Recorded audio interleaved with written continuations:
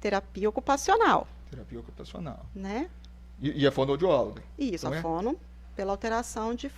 Geralmente tem alteração de fala, né? De linguagem. Excelente. Como é que são esses estímulos, o tratamento, vamos dizer? O tratamento é somente estímulo precoce. Estímulo precoce. Tem cura? Outra pergunta que me fizeram aqui. Então, não tem cura, mas o que a gente vê é que pela neuroplasticidade, então, como a gente sabe que o cérebro, se ele é estimulado, quanto mais precocemente, a gente tem uma chance maior dessa criança ter uma melhora maior, né? Então, o estímulo, quanto mais você estimular essa criança várias horas, né, por dia, por semana, no estímulo correto, feito da maneira correta, você tem melhores chances dessa criança se desenvolver bem. Entendi. E na questão psicológica, eu encaminho para a senhora o meu filho. Quais serão os passos do tratamento? A primeira coisa é ver como é que está a questão emocional da família, dos cuidadores e dessa criança. Porque essa criança ela precisa ser compreendida. O papel dos cuidadores e familiares ali, o principal é compreender e poder ajudar. Porque assim, a criança por si só, ela já não tem as emoções reguladas. Então, o pai e a mãe, no início do diagnóstico, eles estão totalmente desestabilizados, emocionalmente dizendo. Então, eles precisam também regular as emoções deles para ajudar essa criança a regular a sua. E o que seria essa regulação? Seria a psicoterapia, que é o profissional mais habilitado para trabalhar com essa criança numa sessão semanal e que isso seja feito em conjunto com os ambientes que essa criança frequenta, que é a escola, que se for a terapia ocupacional, a terapeuta ocupacional, e haver uma conversa entre esses profissionais para dar qualidade a esse sujeito e que ele consiga se desenvolver da melhor maneira possível. E o lado emocional ele vai influenciar muito nesse desenvolvimento, porque se ela não tiver equilibrada a emoção, que não é uma coisa fácil para... Que os pais sofrem logo quando a gente tem o diagnóstico. Eu tenho um filho no espectro autista, né? Meu caçula é autista, hoje ele está com 10 anos, a gente fechou o diagnóstico com um pouco mais de 2 anos e meio, mas a gente passa por um luto, né? Não é um luto que o nosso filho não tem um óbito, mas a gente perde todo aquele sonho de um filho e a gente... Bem mencionado, o luto, na verdade, no dito popular, é só quando eu tenho uma morte.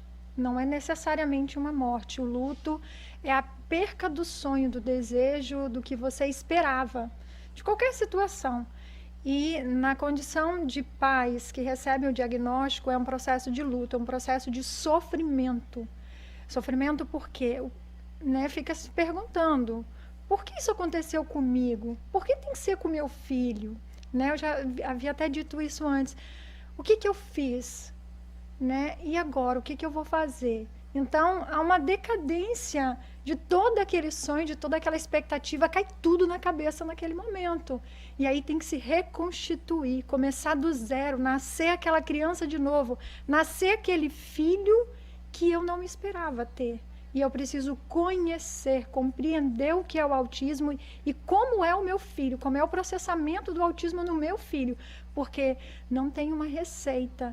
O seu filho provavelmente não é igual ao filho do outro. Ele apresenta alguns traços, mas não traços semelhantes, porque é individual. Então, esse processo de conhecimento que os pais irão ter dessa criança é muito importante para a própria criança se aceitar como ela é.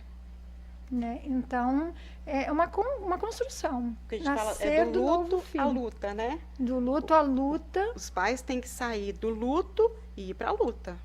E ir para a luta porque não é fácil, é adoecedor, né? Ser pai de autista, porque desprovém de muita energia, de muitas estímulos, e que nem todos demandam de muito tempo. Às vezes, se o grau for grave, precisa de várias, né, alternativas de tratamento e cansa. E às vezes tem que abdicar do próprio trabalho, da própria vida para viver em função desse filho. Já foi feita uma pesquisa que o grau de estresse é comparável ao grau de estresse de um soldado em combate. Bem... É bem alto mesmo. Então, assim, além da parte financeira, porque não é fácil, né? A gente sabe que no Brasil a gente não tem políticas públicas que a gente consiga estar suprindo. Você imagina, um tratamento multidisciplinar de uma criança é dispendioso, né? E aí tem todo um lado. Normalmente, um dos pais tem que parar de trabalhar para poder ficar com essa criança, dependendo do grau que essa criança tem de comprometimento. E se essa família tem mais de um filho, como que ficam os irmãos? Também tem essa parte psicológica dos irmãos, Sim. que tem que ser abordada também. É uma dinâmica familiar muito comprometida, né? Tem tudo isso. Essa questão que você elucidou para a gente, você não acha que tem muito a ver com a falta de informação também, não? Eu acho que a maioria, assim, dos problemas de saúde que a gente vê, os diagnósticos, etc., muito do que é difícil é porque a gente não conhece, né? Sim. O conhecimento isso que a gente está fazendo aqui, né? Que é informar a população, isso eu acho que ameniza muito. Quando a gente diz assim, renascer um novo filho, é a mesma coisa que você se preparar para ser pai e mãe. Ser pai e mãe, a gente faz curso para tudo nessa vida. E por que não de ser pai e mãe? E por que não de quando meu filho aparece uma comorbidade, eu não conhecê-la? Quanto mais eu conheço o processo, menos eu sofro. Mais entende, né? Mais eu entendo, a vida fica... não vai ser fácil, mas ela fica um pouco mais leve. E a aceitação, ela passa por um processo que demanda de tempo, mas que ele é possível. E depois todos ganham com isso. E principalmente a criança que precisa se desenvolver. Que é o tratamento principal e esse estímulo, né? É o estímulo. Não tem remédio específico, tem? Algum remédio, por exemplo, para autismo? Não. Para transtorno, não? A gente trata as comorbidades do autismo, né? O autista, ele pode ser portador de várias comorbidades, e a gente vai tratar essas comorbidades. Então, se ele tem um transtorno de déficit de atenção e hiperatividade, a gente vai passar alguma medicação que alivie isso aí. Se o autista tem alguma alteração gastrointestinal, a gente também vai tratar isso aí. Mas uma ansiedade, a gente vai diminuir essa ansiedade, mas não tem um remédio específico para tratar o autismo. E aí, quando a gente volta à questão da família, quando a família ela já finalizou esse processo de conhecimento, ela até aceita a medicação, que em vários casos, a família não aceita a medicação. Diz assim, mas o meu filho não está vendo, não tem nada, você está vendo, ele está perfeito. Sim, mas associado a outras comorbidades, para viver a vida social, principalmente a vida escolar, se faz necessário. Porque o autista, por exemplo, com comprometimentos graves, ele se torna agressivo, porque a emoção é muito aflorada, ele não sabe lidar. E é muito momentâneo essa mudança de comportamento. Então, para viver próximo do outro, então se faz necessário, às vezes, o uso do medicamento. Ele pode fazer até autolesão. Geralmente, eles podem fazer autolesão. Né? É muito comum, ao invés dele machucar uma outra criança, ele se autolesionar. Então, eles se mordem, eles se arranham, eles se machucam. E aí, a gente não sabe, foi o vídeo que mostrou aquele complexidade de estímulos, que é o escape dele, são essas... E aí vocês vão tratando isso, né? Uma coisa também que são observáveis, é a compensação desse sistema nervoso alterado, é comer. Compulsão alimentar. E o maior problema também que eu vejo é que a maioria das medicações para tratar as comorbidades do autismo, ele aumenta o apetite. E aí você junta uma compulsão, né, que ele já tem uma ansiedade, aí vem a medicação e aumenta mais ainda esse apetite do autista. É comum ter autistas mais obesos? Infelizmente, por medicação e por essa alteração do apetite que alguns têm. Né? E na vida adulta, quando a gente fala muito da criança, do diagnóstico precoce, né?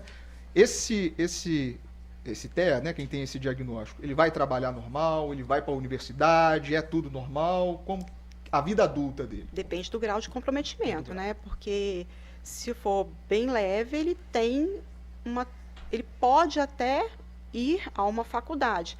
Agora, é difícil se ele tiver uma tendência a ter dificuldade aí de socialização ou essa dificuldade aí sensorial, ele vai ter uma maior dificuldade em interagir com outras pessoas. Você imagina você tendo que fazer uma prova ou você tendo que dirigir e aí num trânsito é um pouco mais complicado, né?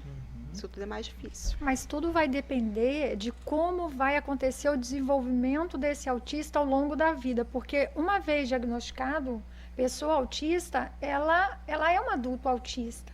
É igual nós, ditos normais. Tudo vai depender de como esse estímulo acontece. Por isso a importância da precocidade para o diagnóstico, porque se começa desde pequeno, a chance, se o grau for leve ou moderado, de ter uma excelente qualidade de vida é muito grande. A gente tem, na verdade, autistas que convivem com a gente que você não sabe nem que é autista. Nem que é autista. Isso aí. É o que eu estou falando. Você pode se descobrir autista na idade adulta e nem saber. Tem pessoas que se descobrem idosos. Por exemplo, fora do país, existem autistas que levam uma vida completamente normal, né? E que a gente não pensaria, até com restrições maiores do que autistas daqui, tá? E que a gente não diz que é autista. Isso é interessante, que eu conversava com o Bruno, né, esse meu amigo especialista nisso, que ele é educador físico, fisioterapeuta, trabalha muito com isso. Ele falou assim, Dário, tem médico que faz aqui comigo que é autista, advogado, né, e que ninguém percebe. Ou seja, deve ter feito o diagnóstico precoce, o tratamento, isso tudo, essa multidisciplinaridade que a gente vem abordando, né? Tem uma comunidade autista, na verdade, né? E vários autistas adultos. E eu até digo, quem puder sigam os autistas adultos nas redes sociais, porque é muito interessante você seguir os autistas adultos. A gente aprende muito com eles, tá? É uma diversidade muito grande e é algo assim sensacional. Tema muito interessante. Chegamos ao final do segundo bloco, né? Eu estou aprendendo demais, né? E vamos para o terceiro bloco para falar mais sobre tratamento, sobre diagnóstico e suas dúvidas também. Manda para a gente aí a dúvida no WhatsApp ou aí no telefone 27996224547 que a gente vai tentar responder para vocês. Até o próximo bloco.